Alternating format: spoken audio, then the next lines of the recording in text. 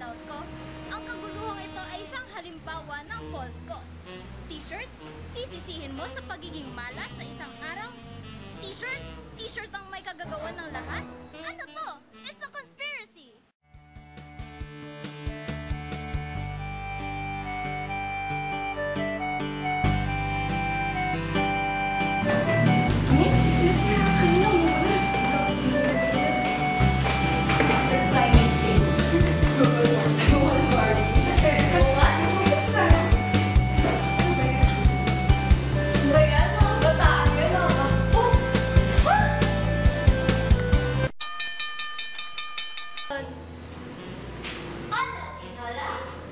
Ang kaguluhang ito, ayon sa handout ko, ay isang halimbawa ng hasty generalization. Silang dalawa, kabataan na ba sila? Sila na ba ang buong kabataan? Gine-generalize naman ni Lola na sila lang ang kabataan. Them already talaga. Parte ni Lola pa.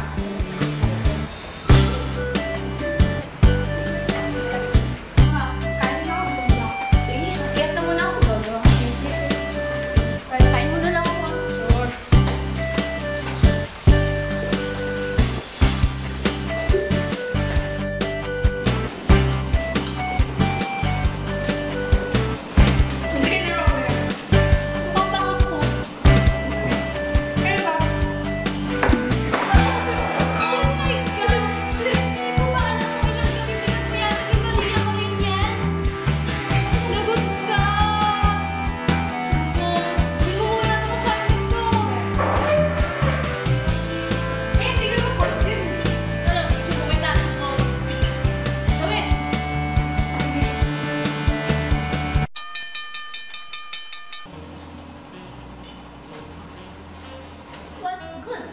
Seafood?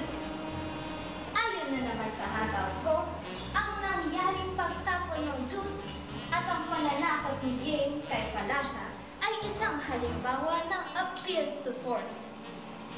Sipin mo naman yan, natapon lang yung juice, papagawin na siya ng homework.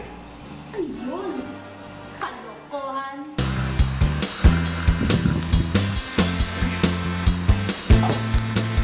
Hoy mga naman! Magsigising nga kayo! Bukas na review. Bukas na test nyo ah!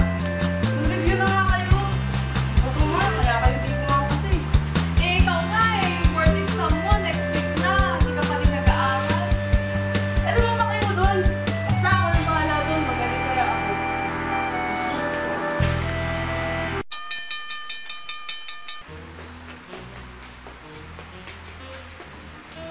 Ayon sa handout ko, ang nakita nyo ang isang halimbawa ng argument against the person tu quo que tu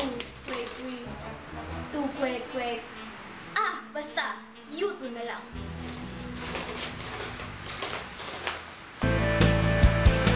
Tignan niyo itong si Falasa oh. Gumagawa ng assignment. Ano ba yung ginagawa ko? Ba't hindi siya gumawa? Basta. Okay, ito na lang gumawa. Please, may homework pa ako bukas. Tatlong paper pa yung due ko. Tapos kanina bumagsak na ako sa dalawang exam. Di pa ako yung sentence sa QC. Ang hirap-hirap. Tingnan mo na yung tindihan eh. Ito mo, wala pa akong nasusulat eh. Bakit wala pa? Dali-dali lang ito eh. Sige na nga, ako nagagawa nito na.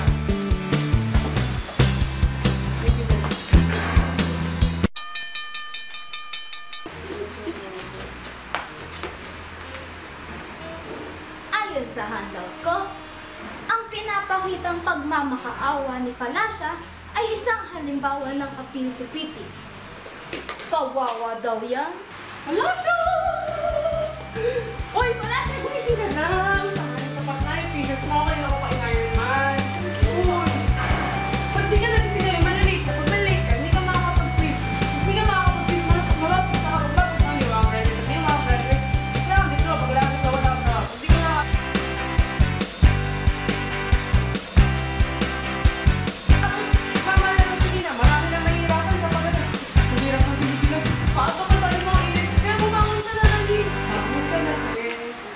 Ang daming pinagsasasabi ni ate. Ayon sa handout ko, halimbawa ito ng slippery slope. mga bagay na malabong mangyari. Teka, sino ka ba? Oo, sino ka ba? Ako yung bagay niyong katulad. Anong kapalipat ka na dito? Nagsushooting kasi kayo eh. Doon ka na nga maglinis. Go! Go away. Isang halimbawa ng appeal to unqualified authority. Di niya naman alam kung ano yung mga pinagsasasabi niya. Binasa niya lang naman yung ano eh. Kaya alam mo, wala siyang karapatan magsabi-sabi ng ganyan. Hindi tulad ni Miss Domingo na ang dami niyang alam para sa fallacy. Tapos dapat inaaral talaga natin yung mga fallacies na yan. Kasi para maiwasan yung mga miscommunication na yan. Tapos, para ano, hindi na gumulo yung mga buhay natin. Kaya yung fallacy na yan, importante yan! Wakas!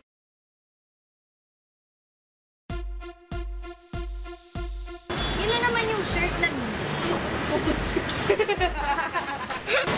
Alam mo, parang alam ko na kung bakit minalas ka na naman. Hindi na mamaya. Mukhang ba akong cook? Ano ba? Damihan mo. Hi, Sasha. Yan. Thesis mo, diba? Huwag ka magbaka. Si Marty. Ikaw nga, ma'am.